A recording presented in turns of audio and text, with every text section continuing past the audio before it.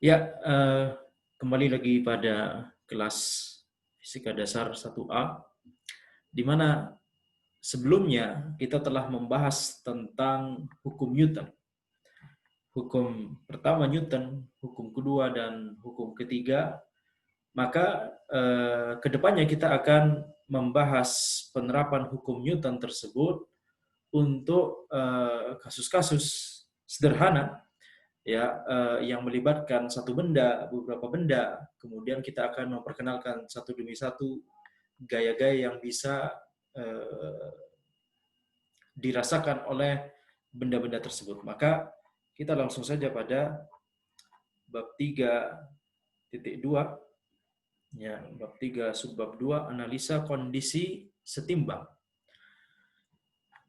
Jadi di sini kita akan mempelajari penerapan hukum Newton kepada benda atau sistem benda ketika benda-benda tersebut berada pada kondisi setimbang, yakni diam. Yang dimaksud dengan kondisi setimbang yaitu diam, kondisi equilibrium. Ya, kalau di bahasa Inggrisnya kondisi equilibrium condition atau static condition, kondisi statik. Benda tersebut diam, dan tentunya kita ingat setiap kita mengatakan bergerak atau diam maka butuh kerangka acuan. Jadi kita katakan di sini benda tersebut atau sistem benda tersebut, karena bendanya bisa jadi tidak hanya satu gitu ya, dia diam relatif terhadap sebuah kerangka acuan inersial tertentu. Mengapa kita syaratkan harus inersial? Di pertemuan sebelumnya kita telah menjelaskan bahwa itu supaya hukum pertama Newton berlaku gitu ya. Supaya hukum pertama Newton berlaku harus kita menganalisa benda tersebut memakai kerangka acuan inersial. Contoh paling gampangnya adalah tanah. Ya, contoh paling gampangnya adalah tanah, lantai gitu ya. Itu adalah kerangka acuan inersial. Maka kita sudah punya bekal yaitu hukum Newton. Jadi kalau sebelumnya kita tarik mundur ke belakang dari awal mungkinnya kita sudah punya bekal analisa vektor, kemudian kita punya bekal bagaimana menganalisa besaran-besaran kinematika, posisi, kecepatan, percepatan gitu ya, ini turunan dari yang itu, ini integral dari yang itu, dan seterusnya. Kemudian kita bisa menganalisa gerakan di satu dimensi, dua dimensi, menggunakan posisi, kecepatan, percepatan, begitu ya. Kemudian setelah itu kita dibekali dengan hukum Newton. Hukum pertama Newton, hukum kedua Newton, hukum ketiga Newton. Itu bekal yang kita miliki sekarang. Maka sekarang kita ingin menerapkan hukum Newton khususnya untuk benda-benda yang kondisinya statik atau equilibrium, dan karena hukum Newton tersebut, ketiga hukum Newton tersebut itu bisa berlaku baik kondisi bendanya itu setimbang ataupun bergerak, baik bendanya itu lagi diam atau lagi bergerak ya, relatif terhadap acuan tertentu, acuan inersial tertentu, misalnya tanah. Maka sekarang kita akan memulai ya latihan menerapkan hukum Newton untuk kasus yang paling gampang dulu, paling sederhana dulu, namanya kondisi kesetimbangan. Adapun kondisi benda bergerak itu nanti akan dibahas di bab berikutnya insya Allah, di bab 4 ya, tentang bagaimana kalau misalnya hukum Newton itu diterapkan di kondisi bergerak. Jadi sekarang dan untuk pembahasan berikutnya kita akan mengasumsikan kerangka acuan kita itu adalah tanah atau lantai. Ya, kerangka acuan standar kita untuk mudahnya adalah tanah atau lantai, kecuali kalau misalnya kita menyebutkan berbeda gitu ya dalam kasus-kasus tertentu, kasuistik, maka kita akan memilih kerangka acuan yang berbeda karena di situ ada pelajaran yang penting yang tidak boleh kita miss gitu ya, tidak boleh kita lewatkan. Tapi standarnya mulai saat ini sampai ke depannya kita akan menggunakan kerangka acuan inersial yaitu tanah atau lantai. Oke, maka kita langsung saja kita terapkan hukum Newton pertama, kedua, ketiga pada kasus yang paling sederhana. Dan ini penting bagi kalian untuk mengingat prinsip ini di setiap bidang ilmu manapun ya, setahu saya gitu ya. Di setiap bidang ilmu manapun, maka supaya kita bisa memahami bidang ilmu tersebut dengan baik, kita harus memulai belajarnya dengan kasus yang sederhana, paling sederhana terlebih dahulu. Dan ada istilahnya namanya toy model. Ya, ada istilahnya di ilmu sains itu toy model. Saya rasa itu tidak hanya ada istilahnya di fisika ya. Saya rasa itu di bidang-bidang lainnya harusnya ada. Namanya toy model. Toy model itu model boneka, model yang sederhana, model yang benar-benar disimplifikasi, tapi cukup kaya untuk supaya kita bisa mempelajari prinsip penting di model tersebut, gitu ya. Jadi nggak benar-benar terlalu sederhana sampai-sampai kita nggak belajar apa-apa gitu, tidak. Akan tapi toy model tersebut adalah sebuah model yang memang digunakan untuk kita supaya memahami, kita fokus pada konsep penting, substansi, konsep yang substansif. Kemudian setelah itu kita baru beranjak ke model-model lain yang lebih susah. Ya, jadi kalau misalnya kita belajarnya langsung ke model yang lebih susah, maka nanti kita akan berat untuk belajar. Yang namanya belajar itu adalah seperti kita mendaki gunung. Tidak bisa kita langsung loncat ke ketinggian ya, sekian ribu, tidak bisa. Harus perlahan-lahan satu langkah demi ya step by step gitu ya, selangkah demi selangkah untuk mencapai puncak gunung tersebut. Maka demikian pula juga dengan belajar, maka harus dilalui dengan kita belajar di konsep yang paling sederhana, model yang paling sederhana, itu biasanya dinamakan toy model. Nah, toy model kita, di sini kita punya sebuah benda bermassa M, sedang berada di atas sebuah lantai, ya, dan di atas lantai, kemudian benda bermassa M, tentunya ini kita di bumi, ada besar percepatan gravitasi bumi G, kita ingin menerapkan hukum Newton kepada benda ini. Kita katakan kerangka acuannya adalah lantai, maka hukum pertama Newton berlaku. Hukum kedua Newton mengatakan bahwa sigma F sama dengan 0 gitu ya. Ini yang saya tuliskan di sini, sigma F sama dengan 0. Tapi sekarang bagaimana caranya untuk kita menerapkan sigma F sama dengan 0 ini ke sistem ini? Ya, tidak mungkin kita kemudian kita hanya tuliskan sigma F sama dengan 0, kemudian tidak kita belajar cara menerapkan, cara ya mengurai persamaan ini untuk sistem kita ini. Oleh karena itu, ya cara menerapkannya adalah dengan menggambar diagram gaya. Namanya diagram gaya seperti pada gambar 3.3b, ya ini gambarnya di sini. Diagram gaya itu adalah ya konsep paling utama ketika kita menggambar diagram gaya adalah kita gambar benda tersebut atau sistem tersebut, ya masing-masing objek di sistem tersebut kita gambar sendiri-sendiri. Jadi di sini ada dua objek, yang pertama benda, yang kedua lantai.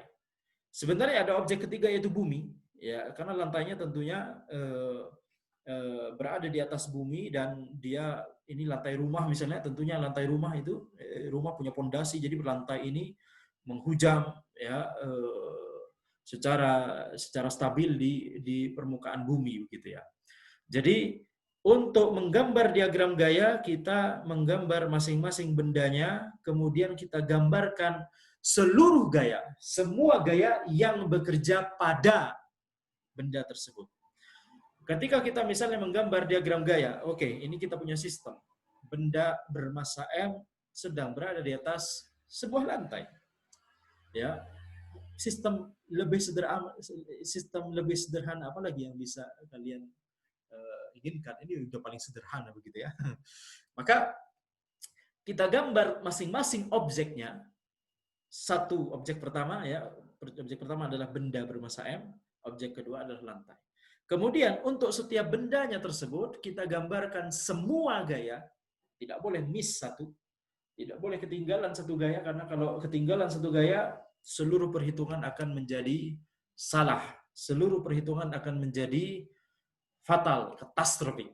Ya, tidak boleh kita ketinggalan hanya satu gaya saja. Harus kita hati-hati menggambar semua gaya yang bekerja pada, ini penting juga, pada benda tersebut. Bukan kita menggambar gaya yang dikerjakan oleh benda tersebut. Ini salah. Ya, karena ada dua jenis gaya, gaya yang dikerjakan pada benda tersebut oleh objek lain dan gaya yang dikerjakan oleh benda tersebut pada objek lain, gitu ya. Ini berbeda. Maka yang harus menjadi konsentrasi kita ketika kita menggambar diagram gaya ini adalah kita harus menggambar semua gaya yang bekerja pada benda tersebut. Maka kalau kita memiliki benda bermassa M di sini, ya benda berwarna kuning ini, maka kita gambarkan semua gaya yang bekerja pada benda tersebut. Oke, ada gaya gravitasi, gaya berat, mg, arahnya ke bawah. Di sini kita tuliskan hanya besarnya. Kalau kita mau precise, kalau kita mau akurat gitu ya, ini vektor, gaya adalah vektor.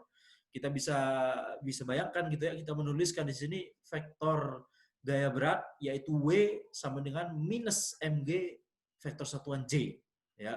W sama dengan minus mg J gitu ya. Tapi ketika kita menggambar diagram gaya, kita hanya akan menuliskan besar gayanya saja. Karena apa? Karena arahnya sudah kita gambarkan, arahnya sudah kita tulis ke bawah di sini, gitu ya. Sudah kita notasikan ke bawah di situ. Kita sudah indikasikan ke arah bawah. Maka cukup kita tuliskan besarnya saja, mg di sini. Karena kalau kita tuliskan vektornya full, nanti khawatir bingung ya. Jadi kita tuliskan besarnya saja, itu mg ke arah bawah. Ini adalah gaya berat dari benda ini. Mg ini, saya tanya, Mg ini gaya oleh siapa kepada siapa? Gaya berat Mg. Gaya berat Mg adalah gaya yang dikerjakan oleh bumi. Ya, di bawah sini kita gambarkan bumi gitu ya. Yang dikerjakan oleh bumi terhadap atau pada benda tersebut. Maka gaya ini berhak untuk saya gambarkan di sini. Karena ini gaya yang bekerja pada benda tersebut. Oke. Kemudian gaya kedua adalah gaya normal. Gaya normal itu kita gambarkan di sini ke atas dan besarnya kita simbolkan di sini N. Ini simbol yang standar untuk gaya normal karena gaya normal gitu ya, diawali huruf N. Dan bahasa Inggris yang berasal dari kata norm, ya, normal force. Maka simbol standar untuk gaya normal adalah N.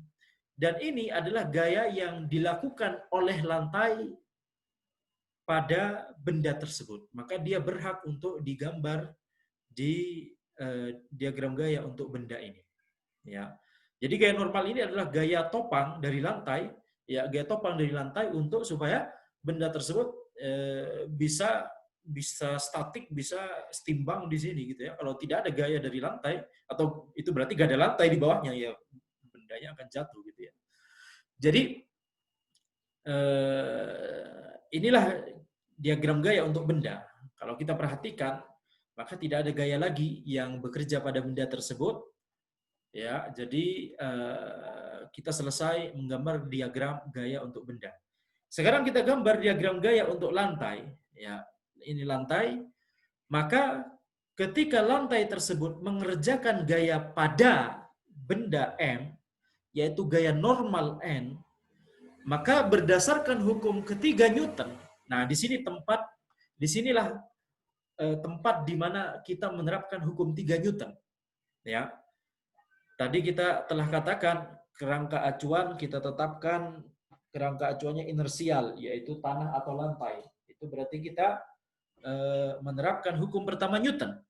Sekarang kita menggambar diagram gaya, dan ketika kita menggambar diagram gaya, kita harus memperhatikan hukum ketiga Newton. Disinilah momennya kita menerapkan hukum ketiga Newton. Maka ketika lantai tersebut memberikan gaya pada benda, yaitu gaya normal N ke atas, maka akan ada gaya reaksi. Gaya reaksi itu ya adalah sebesar N juga, tapi berlawanan arah. Tapi gaya reaksi tersebut adalah gaya yang dikerjakan oleh benda pada lantai, yaitu N ke bawah yang ini. Ini adalah gaya yang dikerjakan oleh benda pada lantai. Itu mengapa kita gambarkan di diagram gaya untuk lantai. Tidak kita gambarkan di sini juga gitu ya, karena gaya ini adalah gaya yang dikerjakan oleh benda pada lantai. Oke? Saya harap ini clear ya. Kemudian tentunya lantai tersebut dia lantai rumah dia berada di atas tanah, di atas bumi, dia rumahnya punya pondasi, dia menghujam ya di tanah gitu ya. Maka akan ada gaya normal dari bumi ke lantai, ya itu yang kita beri nama n prime di sini ya, n aksen atau n prime ke arah atas, karena bumi menopang lantai tersebut ke arah atas. Ya, nah, jadi ini diagram gaya untuk lantai, tidak ada gaya-gaya lain yang bekerja pada lantai, maka kita sudah selesai menggambar diagram gaya untuk lantai tersebut. Sekarang kita telah kita sudah menjelaskan tadi ya, gaya normal N yang ini reaksinya adalah gaya normal atau gaya N yang ke bawah ini. Ini aksi reaksi ya. Ini dengan itu aksi reaksi. Gaya aksi dan gaya reaksi itu selalu bekerja pada benda yang berbeda. Jadi pasti dia muncul di diagram gaya yang berbeda. Satu gaya aksinya muncul di sini, gaya reaksinya muncul di diagram gaya untuk objek yang lain, yaitu untuk lantai di sini. Nggak mungkin berada di satu benda. Itu kalau sudah kita menggambar gaya aksi reaksi pada satu benda, itu pasti salah. Ya, itu pasti salah. Oke, kemudian kalau misalnya kita sudah tahu bahwa gaya aksi N itu gaya aksi N yang ke atas ini punya gaya reaksi yaitu N yang ke bawah ini, maka sekarang pertanyaannya kemana gaya reaksi untuk gaya berat Mg dan mana gaya reaksi untuk gaya normal N prime? Hah, masa hilang? Masa tidak ada gitu ya? Tidak mungkin. Kalau tidak ada atau hilang maka nanti hukum ketiga Newton tidak berlaku gitu ya, salah gitu. Ternyata tidak, hukum ketiga Newton itu berlaku. Maka di sini di mana gaya reaksi dari gaya berat Mg dan gaya normal N prime? Gaya reaksi untuk kedua gaya ini bisa kita ketahui dari kita mencoba ya mengingat gaya berat Mg ini apa? Oleh siapa pada siapa? Gaya berat Mg yang kita gambarkan di sini, ini gaya oleh siapa pada siapa? Gaya oleh bumi pada benda. Maka gaya reaksinya tinggal dibalik, oleh benda pada bumi. Ya. Gaya reaksi dari Mg ini, reaksi terhadap gaya Mg itu adalah tinggal dibalik aja kalimatnya, yaitu gaya oleh benda pada bumi. Kalau pada bumi berarti dia hanya akan muncul kalau kita menggambar diagram gaya untuk bumi. Dan kita nggak gambar diagram gaya untuk bumi di sini gitu ya. Maka kalau kita asumsikan, kalau kita bayangkan di sini kita menggambar diagram gaya satu lagi di sini di bawah untuk bumi, maka nanti gaya reaksi dari Mg ini akan muncul ya di diagram gaya untuk bumi sebesar Mg juga tapi ke arah atas. Kemudian gaya normal N prime, sekarang mana gaya reaksi untuk N prime? Untuk mengetahui gaya reaksinya di mana, kita sebutkan N prime ini gaya oleh siapa pada siapa? Gaya oleh bumi pada lantai. Maka gaya reaksinya dibalik, yaitu gaya N prime ini akan memiliki gaya reaksi yaitu N prime juga arahnya berlawanan dan itu adalah gaya yang dikerjakan oleh lantai pada bumi. Nah, pada bumi, maka itu juga akan muncul di diagram gaya untuk bumi, nggak kita gambar di sini begitu ya. Jadi gaya reaksi untuk gaya berat Mg dan gaya reaksi untuk gaya normal N prime itu gaya reaksinya akan terlihat kalau kita menggambar diagram gaya untuk bumi dan itu kita tidak gambar gitu ya. Makanya kalau kita hanya melihat diagram gaya untuk dua objek ini, benda dan lantai, maka kita hanya akan melihat pasangan gaya aksi reaksi cuma N yang ke atas sama N yang ke bawah gitu ya. Akan tetapi itu tidak berarti bahwa gaya berat Mg dan gaya normal N prime ini bahwa itu tidak berarti bahwa kedua gaya ini tidak memiliki gaya reaksi. Kedua gaya ini tetap memiliki gaya reaksi, cuma gaya reaksi dari kedua gaya ini itu bekerja pada bumi dan itu kita tidak gambar. Oke. Ini penting supaya konsepnya matang ya. Jadi hitungan itu akan jadi mudah kalau konsepnya matang. Kalau konsepnya tidak matang, maka apa yang mau kita tulis di hitungan ya? Kita tidak memahami konsepnya. Gitu ya. Jadi sekarang kita lanjut. Sekarang kita sudah selesai menggambar diagram gaya. Sekarang kita ingin menerapkan hukum Newton.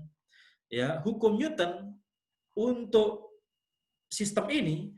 Maka kalau kita udah punya dua diagram gaya untuk benda M, diagram gaya untuk lantai, maka ketika kita menerapkan hukum kedua Newton, kita menerapkannya ke masing-masing objek. Jadi nanti ada hukum kedua Newton untuk benda dan ada hukum kedua Newton untuk lantai. Ya. Jadi kita menerapkan hukum kedua Newton ke masing-masing objek tersebut. Nah, ini berarti ini adalah momennya kita menerapkan hukum kedua Newton. Hukum pertama dan hukum ketiga Newton kita telah selesai menerapkannya, sekarang kita menerapkan hukum kedua Newton. Sekarang kita terapkan hukum kedua Newton untuk benda bermassa M. Tidak ada gaya arah horizontal, maka yang relevan sekarang hanyalah arah vertikal. Oke, kita terapkan hukum kedua Newton untuk benda bermassa M arah vertikal. Sigma Fy sama dengan M kali AY.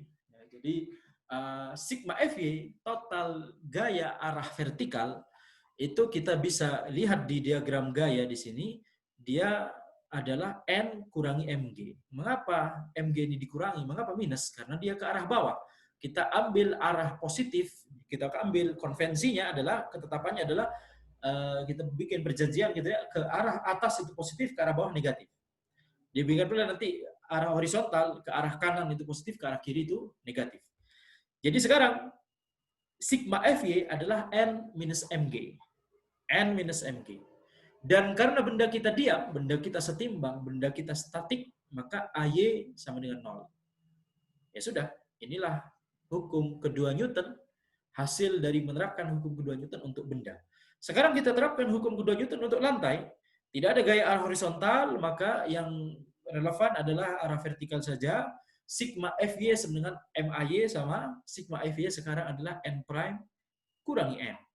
Makanya kita tulis di sini N prime kurangi N sama dengan 0. Dan inilah dua persamaan yang kita miliki untuk sistem tersebut. Ada persamaan pertama adalah N minus Mg sama dengan 0. Persamaan kedua adalah N prime minus N sama dengan 0. Oke. Jadi ya ini silakan kalian baca nanti setelah kelas ini ya. Akan tapi ini prinsipnya sama seperti yang saya terangkan dari tadi. Jadi kita punya dua persamaan, N sama dengan Mg dan N sama dengan N prime. Nah, untuk kedepannya ketika kita menganalisa sistem, kita biasanya tidak peduli dengan gaya normal dari bumi terhadap lantai, gitu ya. Gaya normal terhadap bumi kepada lantai N prime. Itu biasanya kita nggak perhatikan karena ya sudah itu pasti ada begitu ya. Kita nggak begitu tertarik untuk membahasnya. Biasanya kita hanya akan fokus pada diagram gaya untuk benda, ya. Biasanya kita di kebanyakan kasus kita hanya akan fokus pada diagram gaya untuk benda. Di sini saya gambarkan diagram gaya untuk lantai, ya karena ini supaya membuat jelas penerapan hukum ketiga Newton di sini gitu ya. Kalau mau lebih jelas lagi tentunya kita gambar diagram gaya untuk bumi gitu ya, tapi itu sengaja saya tidak gambarkan supaya ada misteri mengapa Mg dan N prime tidak ada gaya reaksinya di sini. Nah, oke. Jadi kedepannya kita hanya akan fokus pada diagram gaya untuk benda. Oleh karena itu kita akan mendapatkan satu persamaan yaitu N minus Mg sama dengan 0. Ya, dan N minus Mg sama dengan 0 atau dengan kata lain N sama dengan Mg. Wal itu saya rasa hal yang sangat familiar ya bagi sejak di SMA, gaya normal itu sama dengan Mg dan itulah yang kita dapatkan di sini ya. Well done. Kita baru saja menerapkan hukum kedua Newton untuk kasus yang sangat sederhana, yaitu kita mendapati bahwa ternyata gaya normal dari lantai kepada benda itu sama dengan Mg. Ya, it's kind of great achievement ya. Alright, maka kita lanjut kepada pembahasan berikutnya. Sekarang bagaimana kalau misalnya kita punya sistem seperti ini? Sekarang kita kalau tadi kita membahas gaya berat dan gaya normal, ya gaya berat dan gaya normal. Sekarang kita tambahkan satu varian gaya baru yang disebut oleh orang-orang sebagai gaya tegangan tali atau bahasa Inggrisnya adalah tension, yaitu gaya tegangan tali. Dan di sini kita sudah mengasumsikan, sekarang kita punya sistem, ya, kita ada punya sebuah sistem, ada bidang miring, ada benda M1, ada benda M2, dan ada katrol. Benda M1 dan benda M2 itu dihubungkan dengan tali seperti ini, begitu ya. Dan bidang miring ini dia menghujam kokoh di lantai atau di tanah, gitu ya. Jadi bidang miringnya tidak bergerak. Ya, adapun kalau bidang miringnya bergerak, maka itu mungkin di bab berikutnya atau di bab setelahnya lagi, ya, atau di pertemuan setelahnya lagi. Oke, tapi sekarang kita hanya asumsikan, ya, kasus yang sederhana, bidang miringnya itu tidak bergerak sama sekali, dia menghujam kokoh ke tanah atau lantai. Jadi yang bergerak yang mana? Yang bergerak cuma benda M1 dan benda M2.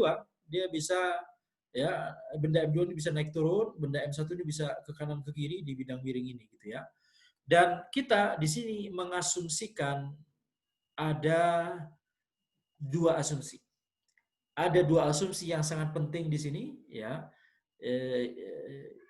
Yang pertama, permukaan antara benda M1 dan bidang miring itu licin. Tidak ada gesekan, ya. Licin, tidak ada gesekan. Kasus jika pada permukaan ini ada gesekan itu akan dibahas kemudian, ya, insya Allah. Kemudian yang kedua, asumsi kedua, massa tali dapat diabaikan. Massa tali dapat diabaikan. Jika massa tali lumayan besar sehingga tidak bisa diabaikan, maka analisanya akan menjadi rumit. Gimana rumitnya? Rumitnya nanti, ya, kalau kita punya diagram gaya untuk benda M1, diagram gaya untuk benda M2, maka nanti kita harus, ya, menggambar diagram gaya untuk tali juga. Dan menggambar diagram gaya untuk tali itu harus kita memecah talinya menjadi, ya, diferensial DM.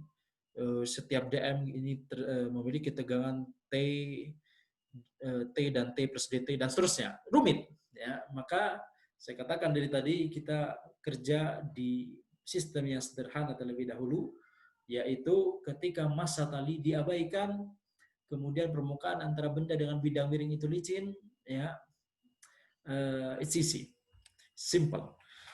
Maka sekarang sama seperti kasus sebelumnya, kita ingin menerapkan hukum Newton kepada sistem ini. Kita katakan kerangka acuan kita adalah kerangka acuan inersial, yaitu tanah, itu hukum pertama Newton. Sekarang kita ingin menggambar diagram gaya, sekarang kita ingin menerapkan hukum kedua Newton untuk sistem ini, tapi untuk bisa menerapkan hukum kedua Newton dengan benar, kita harus menggambar diagram gaya. Dan diagram gayanya, kita katakan tadi, kita tinjau setiap objek yang relevan, yang menarik untuk kita tinjau dari sistem ini. Dan ada dua objek yang menarik untuk kita tinjau, ada M1, ada M2, gitu ya. Tentunya kita bisa meninjau bidang miring. Bidang miring juga kita bisa tinjau, kita bisa bikin diagram gaya. Sama seperti sebelumnya kita bisa bikin diagram gaya untuk lantai, sekarang kita juga bisa membuat diagram gaya untuk bidang miring, tapi seperti yang saya katakan sebelumnya, itu kurang relevan, gitu ya. Tapi sebenarnya secara konsep bisa aja kita bisa menggambar diagram gaya untuk bidang miring, kita bisa menggambar diagram gaya untuk katron, kita bisa menggambar diagram gaya untuk bumi. Nah, sekarang kalau misalnya talinya bermassa, kita juga bisa gambarkan diagram gaya untuk tali, gitu ya. Maka setiap objek yang ada di sistem tersebut, by definition, by design, itu harusnya kita bisa menggambar diagram gaya untuk masing-masing objek tersebut. Tapi sekarang kita hanya menggambar diagram gaya yang relevan saja, yaitu untuk benda, dua benda ini, benda M1 dan benda M2. Kemudian setelah kita gambarkan benda M1 dan benda M2, kita gambarkan semua gaya yang bekerja pada benda-benda tersebut. Kalau kita fokus pada benda M1, ya, kita fokus pada benda M1 dulu. Kita gambarkan semua gaya yang bekerja pada benda M1. Yang pertama tentunya gaya berat, M1G ke arah bawah. Selesai. Ya, ini gaya yang paling obvious, gaya yang paling jelas, gitu. Ini ada di permukaan bumi, harus ada gaya beratnya. Nggak boleh ketinggalan ini, ya. Ini ada gaya berat M1G ke bawah, kemudian ada gaya tegangan tali narik benda M1 ke kanan atas gitu ya, maka ada gaya T, gaya tegangan tali T ke atas. Kemudian jangan lupa ada bidang miring, dia menopang benda M1 tersebut, maka ada gaya normal dari bidang miring yaitu N. Ya. Tidak ada lagi gaya yang bekerja pada benda M1, selesai. Kita menuju benda M2. Sebelum kita terapkan persamaan hukum kedua Newton, kita gambar semua diagram gaya dulu. Jadi sekarang kita fokus pada diagram gaya pada benda M2. Kita gambarkan semua gaya yang bekerja pada benda M2 tersebut. Dan gaya yang paling obvious, gaya gravitasi, gaya berat, M2G ke arah bawah. Kemudian kan ada tali di sini ya, yang menopang benda M2 tersebut, maka ada gaya tegangan tali ke atas sebesar T. Nah, ini di mana? Inilah lokasi di mana asumsi kedua ini sangat penting. Massa tali diabaikan. Kalau massa tali diabaikan, maka tegangan tali yang di ujung paling kiri dari tali tersebut akan sama dengan tegangan tali yang ada di ujung paling kanan dari tali tersebut. Kalau ini T, maka itu juga T. Ini konsep penting. Ini berbeda kalau misalnya tali tersebut bermassa. Maka tegangan talinya berbeda-beda untuk setiap titik. Bahkan untuk setiap titik di tali tersebut, tegangan talinya bisa berbeda-beda. Akan tapi konsekuensi tali tersebut massanya bisa diabaikan, maka gaya tegangan talinya untuk setiap titik di tali tersebut sama. Yaitu sama-sama kalau kita asumsikan besarnya adalah T, maka di mana-mana, di titik manapun di tali tersebut, tegangan talinya adalah T. Oke, sekarang kita selesai menggambar diagram gaya untuk sistem ini.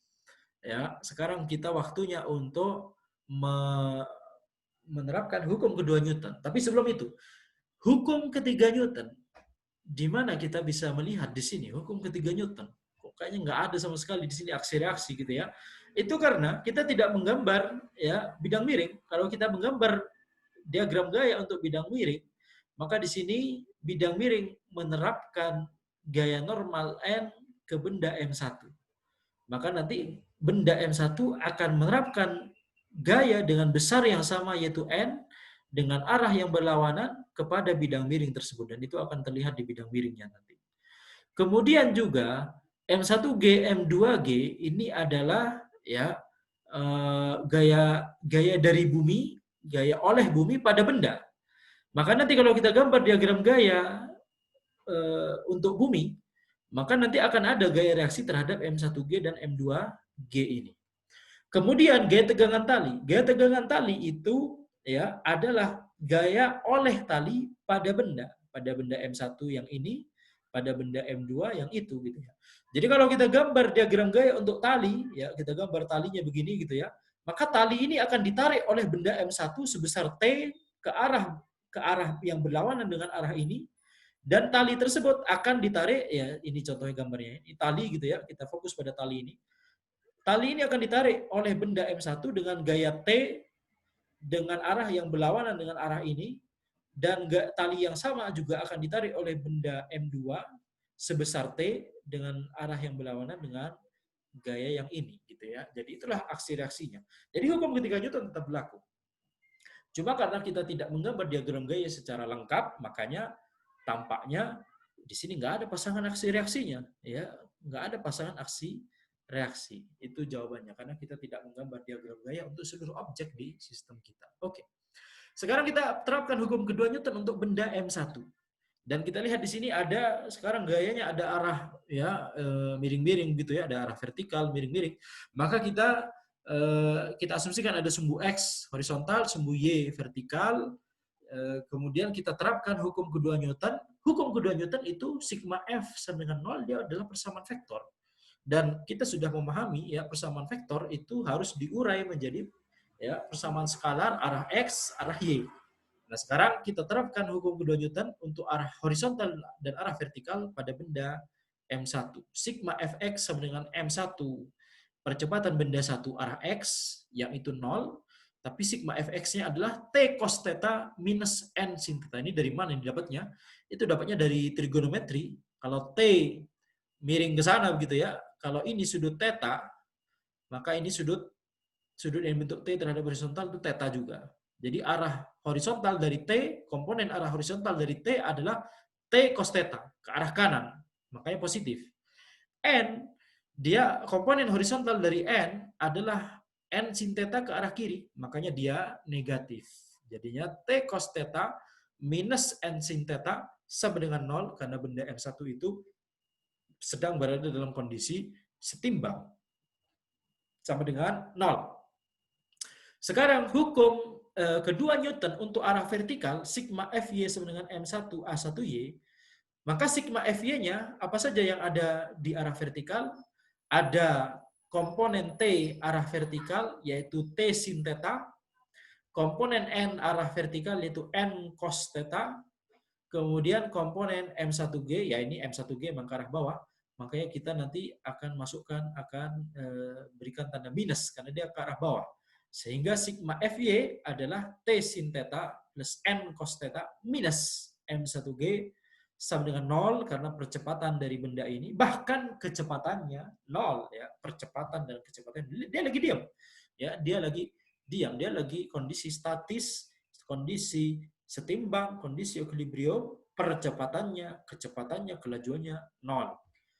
Oke, sekarang kita sudah menerapkan hukum kedua Newton untuk benda M1. Sekarang kita terapkan hukum kedua Newton untuk benda M2. Ya, hanya ada arah vertikal, maka itulah yang relevan, nggak ada arah horizontal. Sehingga kita terapkan hukum kedua Newton arah vertikal ke benda M2. Dan kita bisa tebak ya, kita langsung bisa tuliskan ini T ke atas, M2G ke bawah, maka sigma Fy adalah T minus M2G. Ya, itu mengapa kita dapatkan di sini T minus M2G sama dengan 0. Ini adalah tiga persamaan yang bisa kita tuliskan dari hukum kedua Newton. Maka apa yang ditanyakan di soal itu pasti harusnya gitu ya bisa dijawab memakai tiga relasi ini gitu ya. Karena inilah yang bekal kita yang kita punya semuanya sekarang ya cuma ini. Bekal kita yang kita punya sekarang ya cuma hukum Newton gitu ya. Ya sama posisi kecepatan, percepatan gitu ya. Tapi prinsip fisika yang kita punya adalah hukum Newton saja sekarang. Makanya kita hanya bisa menuliskan tiga persamaan ya, yaitu persamaan hukum kedua Newton untuk benda M1, hukum kedua Newton untuk benda M2. Maka yang ditanyakan di soal pasti nggak akan jauh-jauh dari sini. Pasti tercakup di sini. Oleh karena itu, saya ingin menekankan bahwa ketika kita menjawab soal, kita jangan fokus dulu ke apa yang ditanyakan, tapi kita fokus pada prinsip apa yang bisa kita terapkan untuk sistem tersebut. Ya, jadi ketika kita diberikan soal seperti ini misalnya, kita langsung fokus prinsip apa yang kita punya yang bisa kita terapkan untuk sistem ini. Oh, kita sudah punya prinsip hukum Newton. Mari kita terapkan hukum Newton. Kita terapkan hukum Newton gitu ya, kita gambar diagram gaya, kita terapkan hukum kedua Newton, kita dapat tiga persamaan, maka nanti pasti yang ditanyakan di soal itu pasti nggak jauh-jauh dari yang sudah kita tulis dari tiga persamaan ini.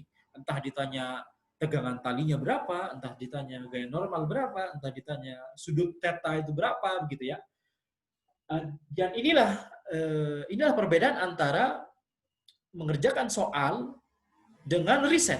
Kalau riset, ya kita tidak tahu, bisa jadi bekal kita malah kurang. Ya, bisa jadi kita untuk menjawab pertanyaan yang kita tanyakan di riset, ketika kita menjawab pertanyaan riset, kita nggak bisa jawab karena bekal kita dari bekal kita aja udah kurang gitu ya. Ada prinsip yang kita belum tahu terhadap sistem tersebut ya. Di riset sistem ini masih menjadi misteri. Kita belum punya bekal, bisa jadi bekal kita belum lengkap untuk menjawab pertanyaan riset tersebut. Tapi kalau soal itu dibuat untuk dijawab ya. Soal itu dibuat untuk bisa dijawab. Ya, tidak ada soal open problem gitu ya di ujian gitu ya, minimal di ujian FIDAS ini. Jadi setiap soal pasti ada solusinya. Jadi kalian harus optimis. Setiap soal pasti ada solusinya. Dan solusinya itu pasti menggunakan bekal yang sudah diajarkan di kuliah. Ya, itulah perbedaan antara menjawab soal kuliah dengan menjawab ujian dengan menjawab pertanyaan riset gitu ya. Kalau pertanyaan riset kita nggak tahu bekal kita sudah cukup atau tidak dan seterusnya. Oke. Sekarang kalau kita sudah punya tiga persamaan ini kita bisa ngapain ya? Jadi kita bisa substitusi. Kita substitusi Ya, kita substitusi ini misalnya T sama dengan M2G, kita substitusi ke sana, kemudian kita substitusi N, nanti kita akan mendapatkan sin theta sama dengan M2 per M1. Ya, ini kalian coba sendiri gitu ya, atau nanti kita bahas ketika sesi tanya jawab. Sin theta sama dengan M2 per M1. Jadi theta harus memiliki sudut yang besarnya arcus sin M2 per M1 supaya sistem kita itu setimbang. Supaya sistem kita itu diam, theta itu harus memiliki nilai tertentu, tidak bisa sebarang nilai. Wal itu yang bisa kita simpulkan dari persamaan ini gitu ya. Ini dapat dari 3 persamaan yang kita dapatkan dari hukum kedua Newton, kita substitusi 3 persamaan ini, nanti kita akan mendapatkan persamaan ini. Yang mengatakan pada kita bahwa sin theta itu harus memiliki nilai M2 per M1, nggak bisa nilai yang lain. Itu berarti apa? Theta harus memiliki nilai tertentu. Arcus sin M2 per M1. Berarti apa? Kita bayangkan ini kalau bidang miringnya ini bisa sudutnya diubah-ubah. Kalau sudut dari bidang miring ini bisa diubah-ubah, maka hanya pada sudut sin theta sama dengan M2 per M1, benda ini statik. Kalau sudutnya diperbesar sedikit aja, dia sudah mulai bergerak. Ingat ya, nggak ada gesekan. Kalau besar sudut tetanya itu diperkecil saja, dia juga sudah akan bergerak. Kalau tetanya diperkecil, maka M2 jatuh, M1 gerak ke kanan. Kalau tetanya diperbesar, M2-nya naik, M1 jatuh ke kiri, gerak ke kiri gitu ya.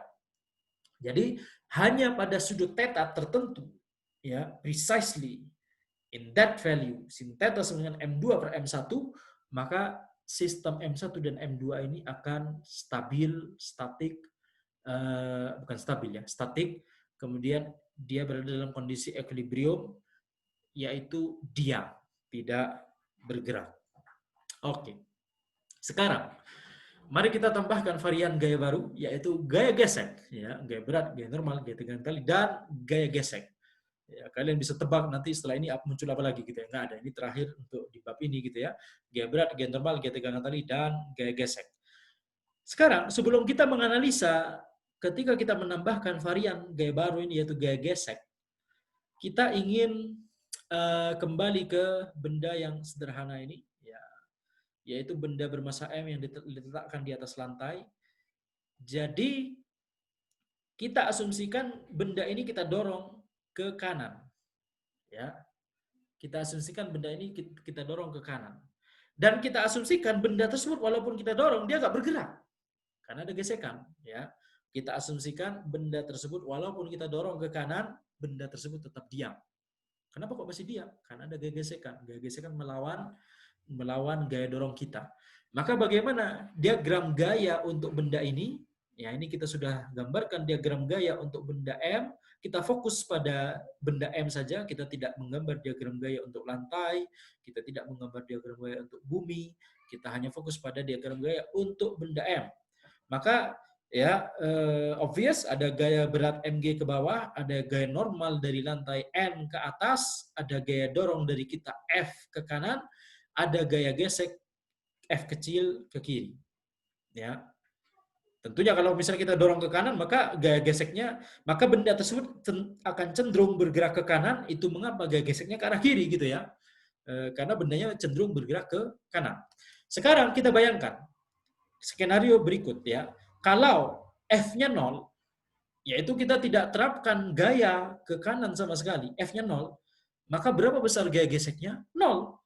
Gaya geseknya 0 ya. Tidak mungkin gaya geseknya ada nilainya. Nanti bendanya gerak ke kiri. Gerak ke kiri, tiba-tiba gerak ke kiri, gak ada yang dorong. Kenapa? Ada gaya gesek. Nggak mungkin ya. Itu tidak sesuai dengan apa yang kita dapati di alam gitu ya. Nggak ada benda kemudian tidak ada apapun yang mendorongnya tiba-tiba gerak ke arah tertentu karena gaya gesek. Nggak mungkin.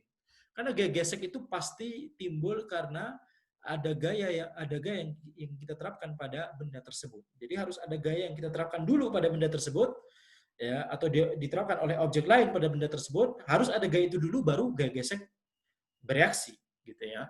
Baru gaya gesek itu aktif. Tapi kalau kita nggak dorong bendanya, gaya geseknya nggak aktif, gitu ya. Jadi jika F sama dengan 0, gaya geseknya 0. Sepakat? Sekarang kita perbesar sedikit demi sedikit gaya dorong kita ke kanan. Ya, gaya dorong ke kanan ini kita perbesar sedikit demi sedikit. Misalnya kita berbesar sampai memiliki nilai mu s kali n bagi 4. Mu s itu apa? Mu s itu koefisien gesek statik. Ya, ini sudah dipelajari di SMA ya, ada namanya koefisien gesek statik mu s, koefisien gesek kinetik mu k gitu ya. Sekarang kalian sudah tahu di SMA bahwa gaya gesek statik itu nilainya mu sn gitu ya. Ya, harusnya kalian tahu itu ya, mu sn. Di sini saya ingin menerangkan bahwa bisa jadi ada salah konsep di sini ya. Salah konsepnya adalah gaya gesek statik itu tidak harus sama dengan mu sn. Ya, kenapa? Nah, maka mari kita lanjut dulu. Sekarang F-nya ini kita perbesar sedikit demi sedikit. Tadi awalnya kita nggak terapkan F ya, F-nya 0. Kemudian kita perbesar sedikit-sedikit gaya F ke kanan, kita perbesar sedikit. Misalnya nilainya mu sn dibagi 4, maka ya kalau benda tersebut masih setimbang, masih diam, maka gaya geseknya akan aktif berlawanan dengan gaya F yang kita terapkan, yaitu gaya F kecil ini, gaya gesek ini ke arah kiri. Dan besar gaya geseknya harus sama dengan gaya yang kita terapkan, yaitu mu sn dibagi 4 ini. Harus sama, karena kalau tidak sama, nanti dia bergerak. Kalau gaya geseknya lebih besar, ya nanti dia gerak ke kiri. Gerak ke kiri gara-gara gaya gesek, itu nggak mungkin ya.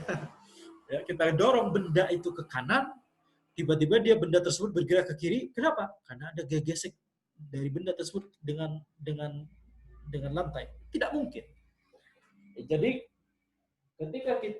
ketika permukaan benda dan lantai tersebut ada gaya gesek, maka kalau kita berikan gaya sedikit, gaya yang kecil ke kanan, maka dia akan tetap diam, gaya geseknya akan melawan gaya dorong yang kita berikan. Jadi besarnya harus sama. Kalau kita berikan mu sn bagi 4, ya, gaya sebesar mu sn bagi 4, maka gaya geseknya harus mu sn bagi 4 juga. Kalau kita perbesar lagi, gaya dorong ke kanan yang kita berikan mu sn bagi 2, kita perbesar sekarang, maka gaya geseknya juga akan membesar. Besarnya sekarang mu sn bagi 2. Kemudian kalau misalnya kita perbesar lagi, terus kita perbesar lagi, gaya tersebut kita perbesar sampai memiliki nilai mu sn, ya, maka benda tersebut masih dalam kondisi setimbang, masih dalam kondisi diam. Sekarang gaya geseknya adalah mu sn juga, ya, karena gaya gesek harus sama dengan gaya dorong. Nah, sekarang kalau kita terapkan gaya dorong ke kanan kita lebih besar dari mu sn, maka sekarang gaya gesek antara lantai dan benda tersebut sudah tidak mampu lagi mengimbangi gaya F yang kita kerjakan. Sehingga benda pada kasus ini akan bergerak. Kenapa kok bergerak? Karena gaya gesek statik maksimum yang bisa diterapkan oleh permukaan itu gaya gesek maksimumnya, besar maksimumnya adalah mu sn itu. Jadi mu sn itu adalah nilai maksimum. Jadi ketika benda itu berada dalam kondisi diam, statik, equilibrium, dan ada gaya gesek, maka gaya geseknya itu tidak selalu sama dengan mu sn. Karena mu sn itu hanyalah nilai maksimum gitu ya. Jadi kalau misalnya kita kasih gaya gak nyampe mu sn seperti kasus yang sebelum-sebelumnya ini, maka gaya geseknya nggak sama dengan mu sn, itu dia. Ini dia poin pentingnya di sini, jangan sampai kita berpikir bahwa gaya gesek statik itu selalu sama dengan mu sn, itu salah. Ya. Jadi yang benar adalah mu sn itu adalah ambang batas, nilai maksimum, nilai yang bisa diberikan oleh permukaan tadi untuk menghambat adanya gerakan di permukaan tersebut. Ya, kalau gayanya lebih besar daripada mu sn, maka barulah gaya geseknya sudah tidak mampu lagi untuk melawan, barulah benda bergerak, gitu ya. Oke. Sekarang kita terapkan gaya gesek pada sistem kita, sistem bidang miring. Kita balik lagi ke sistem bidang miring. Tapi sekarang kita terapkan ada gaya gesek. Kita asumsikan sekarang, ya, kalau tadi kita mengasumsikan dua asumsi. Asumsi pertama, permukaan bidang miring dengan benda M1 ini licin. Asumsi kedua, massa tali itu diabaikan. Sekarang kita tetap mengasumsikan massa tali diabaikan, tapi kita sekarang mengasumsikan bidang miring dengan benda M1 ini permukaannya kasar. Sehingga ada gesekan antara benda M1 dengan bidang miring. Nah, sekarang bagaimana cara kita menerapkan hukum Newton untuk sistem ini? Sekarang kita eh, coba kita ingat tadi gitu ya. Kalau tidak ada gesekan, kalau permukaannya licin, maka benda ini, sistem ini akan diam, akan statik, akan equilibrium kalau sudutnya memiliki nilai tertentu, yaitu arcus sin M2 per M1. Oke? Kalau misalnya tetanya itu diperkecil, sistem ini akan cenderung bergerak ke arah mana? Benda M1 akan cenderung bergerak ke mana? Kalau tetanya diperkecil. Maka kalau teta yang diperkecil, benda M1 akan cenderung bergerak ke kanan. Betul? Kalau dia cenderung bergerak ke kanan, maka gaya gesek antara bidang miring dengan benda M1 akan mengarah ke kiri. Karena dia gaya gesek itu akan selalu menghambat gerakan benda. Ya, itu berarti kalau sudut tetanya lebih kecil dari arcus sin M2 per M1, maka gaya gesek yang akan mengarah ke kiri. Gaya gesek yang bekerja pada benda M1 akan mengarah ke kiri. Sekarang kalau tetanya itu lebih besar dari arcus sin M2 per M1, kita bayangkan itu lebih besar gitu ya. Maka kalau gak ada gesekan, benda M1 ini akan cenderung bergerak ke kiri gitu ya. Benda M2 akan cenderung bergerak ke atas gitu kan. Nah, kalau ada gesekan, gesekan tersebut akan melawan kecenderungan gerakan benda tersebut sehingga gaya geseknya sekarang akan mengarah ke kanan, ya kanan atas gitu ya. Nah, jadi sekarang kita harus memerinci kalau tetanya lebih kecil dari arcus sin M2 per M1, maka gaya gesek pada benda M1 ke kiri. Kalau tetanya lebih besar dari nilai tadi arcus sin M2 per M1, maka gaya geseknya akan bekerja pada benda M1 ke arah kanan. Itulah yang saya gambarkan di sini di diagram gaya di bagian B dan C ini. Ya. Kita bayangkan di sini diagram gayanya sama tapi arah F-nya berbeda. Itu untuk dua kemungkinan yang tadi kita sebutkan. Ketika benda atau ketika sudutnya itu lebih kecil dari arcus sin M2 per M1, gaya geseknya ke kiri. Ketika dia lebih besar dari arcus sin M2 per M1, gaya geseknya ke kanan. Nah, sekarang kita ingin menerapkan hukum Newton untuk masing-masing kasus. Kita fokus pada kasus B terlebih dahulu, ya. Kita fokus pada kasus B terlebih dahulu. Itu mengapa kita sebutkan di sini. Kemungkinan pertama yaitu ketika theta lebih kecil dari arcus sin M2 per M1. Lihat gambar 3.6 B gitu ya. Ini gambar 3.6 B. F-nya ke kiri, kiri bawah gitu ya. Nah, sekarang kita lihat di sini ada dua gaya yang searah bidang miring. Dan ada satu gaya yang tegak lurus dengan bidang miring. Ini akan lebih mudah kalau kita membuat sistem koordinat kartesiannya tidak lagi X itu horizontal, Y vertikal, akan tetapi X itu searah bidang miring, yaitu tegak lurus bidang miring. Ya, khusus untuk sistem koordinat kartesian untuk benda M1, kita gambarkan XY-nya itu miring juga. X-nya, sumbu X itu searah bidang miring, sumbu Y itu tegak lurus bidang miring. Untuk benda M2 tetap aja kita tetap menggunakan sistem koordinat kartesian yang biasa. X-nya, sumbu X itu horizontal, sumbu Y itu vertikal. Sekarang kita terapkan hukum kedua Newton untuk benda M1 dan benda M2 pada kasus B. Kita akan mendapatkan tiga persamaan ini. T, ya T karena T itu ke kanan ya, ke kanan atas. Minus F karena F itu ke kiri bawah. Minus M1G sin theta. Ini apa ini M1G sin theta? M1G sin theta itu adalah komponen dari M1G ini ke arah sumbu X. Sumbu X-nya searah bidang miring ya. Jadi komponen M1G terhadap sumbu X yang sekarang sumbu X-nya sudah miring, searah dengan bidang miring, maka komponennya adalah M1G sin theta. Ya, jadi M1G sin theta sama dengan 0. Kemudian arah Y N minus M1G cos theta. Karena arah Y berarti arah tegak lurus dengan bidang miring gitu ya. Arah N ya, ada positif N minus M1G cos theta. Dan itu sama dengan 0. Dan juga ini hukum kedua Newton untuk benda M2, T minus M2G sama dengan 0. Masih sama, T minus M2G sama dengan 0. Nah, kita dapat tiga persamaan. Sekarang, kita ingin mencari, ya sudah, kalau kita sudah dapat 3 persamaan ini, pasti yang ditanyakan di soal tidak akan jauh-jauh dari 3 persamaan ini. Sekarang kalau misalnya kita ditanya berapa gaya geseknya dan berapa gaya normalnya, gaya geseknya dan gaya normal akan berbentuk seperti ini. Ya, gaya gesek dan gaya normalnya akan berbentuk seperti ini.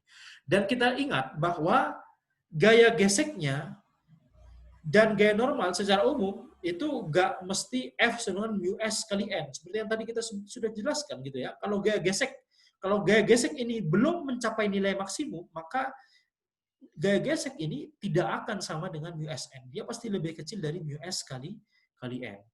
Tapi kalau kita berikan tambahan informasi, gaya geseknya sudah maksimum, sudah dia nggak mampu lagi untuk melawan gerakan tersebut, ini sudah nilai yang maksimum, maka pada saat itu F sama dengan mu Sn.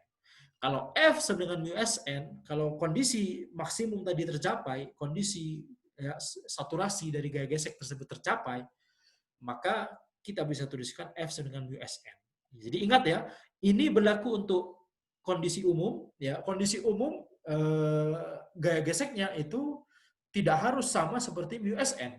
Gaya geseknya itu secara umum lebih kecil dari mu Sn. Tapi dalam kondisi khusus tertentu saja, ketika gaya geseknya sudah mencapai saturasi, sudah maksimum, sudah tidak mampu lagi untuk, kalau misalnya gayanya diperbesar dikit aja, maka gaya gesek itu sudah tidak akan mampu lagi untuk melawan gerakan tersebut, maka pada saat itu baru kita tuliskan F sama mu Sn. Jadi jangan kebiasaan menulis F sama mu Sn dari awal gitu ya. Ini adalah salah konsep. Nah, jadi pada kondisi khusus tertentu itu saja baru kita tuliskan F dengan mu Sn ketika kondisi gaya geseknya sudah saturasi, sudah jenuh, sudah maksimum, maka kita baru tuliskan persamaan ini. Berarti kalau kita tuliskan persamaan ini, kita tinggal substitusi M2 minus M1 sin theta G gitu ya, sama dengan mu S kali M1G cos theta, dapat dari sana gitu ya. Dan kita akan dapatkan persamaan yang ini kita kuadratkan ya, kita kuadratkan, dan cos kuadrat theta sama dengan 1 minus sin kuadrat theta. Dari sini kita akan mendapatkan persamaan kuadratik, yaitu kuadratik pada sin theta, ini sin kuadrat theta, ini sin theta. Dari sini kita bisa mendapatkan rumus ABC, kita bisa mendapatkan sin theta menggunakan rumus ABC, ya, mendapatkan nilainya seperti ini. Jadi ini adalah nilai sudut tertentu. Ya, ini adalah sudut tertentu di mana gaya geseknya itu sudah saturasi, sudah maksimum. Ya, dia tidak berlaku untuk sebarang theta. Kalau untuk sebarang theta maka ini yang berlaku gitu ya. Selama masih pada kasus B ya, yaitu tetanya itu lebih kecil dari arcus sin berapa tadi? Arcus sin M2 per M1. Oke, sekarang coba kita set mu S sama dengan 0 di sini. Kalau kita set mu S sama dengan 0, nanti kalian cek sendiri, kita akan dapatkan sin theta sama dengan M2 per M1. Kalau gaya geseknya nggak ada, kita akan dapatkan sama seperti kondisi kesetimbangan ketika nggak ada gesekan. Ini hasil yang kita dapatkan sebelumnya ya kan. Nah, kemudian ini ada dua tanda plus minus. Dari dua tanda ini kita pilih tanda negatif. Kenapa? Karena kalau kita ambil tanda positif itu akan lebih besar dari sudut arcus sin M2 per M1. Sedangkan kita bekerja pada kasus B. Kasus B itu tetanya lebih kecil dari arcus sin M2 per M1. Makanya kita ambil pilih tanda yang negatif ya, karena kita bekerja pada kasus B. Sekarang kita mengarah pada, kita kerjakan kasus C, yaitu tetanya lebih besar dari M2 per M1. Pada kasus ini, kasus C gitu ya, bendanya memiliki kecenderungan untuk bergerak ke arah kiri ya. Kalau nggak ada gesekan dia akan bergerak ke arah kiri, tapi karena ada gesekan, gesekan itu akan menghambat gerakan dia sehingga gaya geseknya akan mengarah ke kanan atas. Maka kita terapkan hukum Newton kepada benda tadi sama, bedanya cuma di tanda F. Kalau tadi T minus F minus M1G sin theta, sekarang kita dapatkan T plus F. Bedanya cuma itu aja. Yang lain sama gitu ya. Nah, kemudian dari tiga persamaan ini kita dapatkan persamaan untuk gaya gesek dan persamaan untuk gaya normal. Ini berlaku secara umum untuk setiap theta.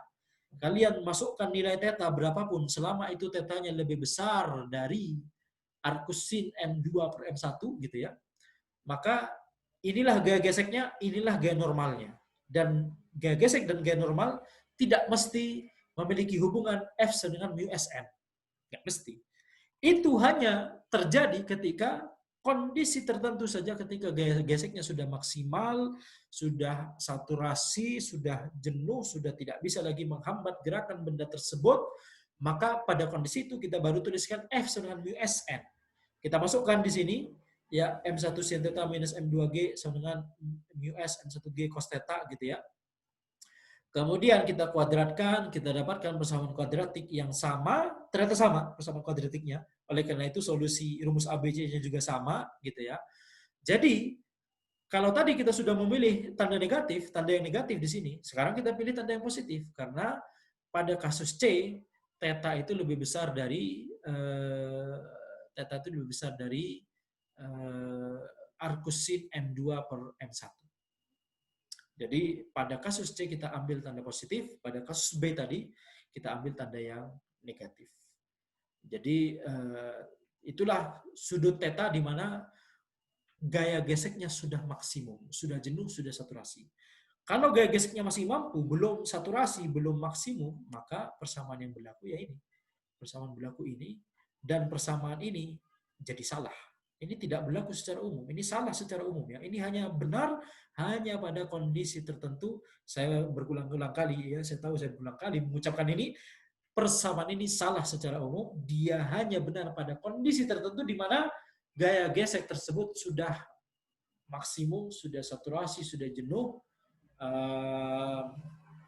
Ya, jadi sekarang berarti kalau kita bayangkan, kita balik lagi ke gambarnya, sistemnya gitu ya.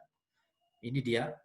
Kita ada gesekan antara bidang miring dengan benda M1, ya kan? Sekarang kita mulai dari kalau misalnya tetanya ini kita anggap sama dengan arcus sin M2 per M1, ya. Itu adalah sudut di mana sistem ini setimbang kalau nggak ada gesekan, ya. Kalau nggak ada gesekan, sistem ini baru setimbang, hanya setimbang pada satu nilai sudut tertentu saja. Arcus sin M2 per M1. Kalau tetanya diperkecil dikit atau diperbesar dikit, maka sistem ini akan bergerak. Oke? Sekarang kita mulai pada, kita asumsikan sekarang teta dari bidang miring ini memiliki nilai arcus sin M2 per M1. Tapi sekarang ada gesekan. Nah, sekarang ada gesekan. Sekarang kalau karena dia ada gesekan, kita perkecil tetanya, maka benda ini tetap tidak bergerak. Ya, betul dia punya kecenderungan untuk bergerak, benda yang satu ini akan cenderung bergerak ke kanan gitu ya. Tapi karena ada gesekan yang melawannya, dia nggak akan bergerak. Kita perkecil teta terus, dia tetap tidak bergerak. Kita perkecil teta terus, dia tetap tidak bergerak. Kita perkecil teta terus, dia tetap tidak bergerak sampai gaya geseknya mencapai nilai saturasi, nilai maksimum. Ketika kita kurangi nilai teta lagi berikutnya, kita kurangi berikutnya, maka baru pada saat itu sistem tersebut bergerak. Karena gaya gesek statiknya sudah tidak mampu lagi. Oke, itu kalau kita perkecil tetanya. Sekarang kita berangkat lagi di sudut teta sama dengan arcus sin M2 per M1. Sekarang kita perbesar tetanya. Kita perbesar sedikit tetanya, benda M1 akan cenderung bergerak ke kiri. Tapi karena ada gesekan, gaya gesekan itu akan menghambat gerakan benda tersebut, sehingga sistem ini tetap diam. Kita perbesar sedikit tetanya, sistem tersebut tetap diam. Kita perbesar lagi, sistem tersebut akan tetap diam. Kita perbesar lagi sampai gaya geseknya mencapai nilai saturasi, nilai maksimum, nilai ambang maksimum, ambang atas, sehingga dia tidak mampu lagi untuk melawan gerakan benda tersebut. Kalau kita naikkan sedikit lagi tetanya, sedikit saja, benda tersebut, sistem tersebut akan mulai bergerak. Jadi kita lihat, kalau ada gesekan maka akan ada range, akan ada interval sudut di mana antara theta minimum sampai theta maksimum, benda tersebut akan diam, akan statik, akan stabil, akan ada range, ya ada interval nilai theta dari theta minimum ke theta maksimum. Tapi kalau tidak ada gesekan, nggak ada range. Tetanya hanya satu nilai, arcus sin M2 per M1. Hanya ada satu nilai theta supaya benda itu statik. Tapi kalau ada gesek, ada gaya gesekan, akan ada range, akan ada rentang. Dari theta minimum sampai theta maksimum, benda tersebut statik, dijamin oleh gaya gesek. Ya, gaya geseknya masih kuat untuk menahan benda tersebut supaya tidak bergerak. Kalau keluar dari range tersebut, baik keluar ya lebih kecil dari theta minimum atau lebih besar dari theta maksimum, maka gaya geseknya sudah KO, gaya geseknya sudah tidak mampu untuk menahan gerakan benda tersebut. Theta minimum, theta maksimum tadi itu kita dapatkan dari analisa yang tadi gitu ya. Theta minimum kita dapatkan dari sini. Ketika kita memilih tanda negatif, itu berarti ini adalah theta minimum. Ketika memilih tanda yang positif yang di sini, itu berarti itu adalah nilai theta maksimum. Oke, jadi persamaan F sama dengan mu Sn itu hanya berlaku ketika tetanya sama dengan theta minimum dan tetanya sama dengan theta maksimum. Hanya berlaku pada boundary, hanya berlaku pada batas minimum dan maksimum ini. Adapun di range, di interval theta dari theta minimum sampai theta maksimum, persamaan F sama dengan mu Sn secara umum tidak berlaku. Salah kalau kita menerapkan persamaan F sama dengan mu Sn ketika tetanya berada di interval antara theta minimum sampai theta maksimum. Maka demikian yang bisa kami sampaikan. Semoga bermanfaat. Kita akan lanjutkan lagi di pertemuan berikutnya, insya Allah.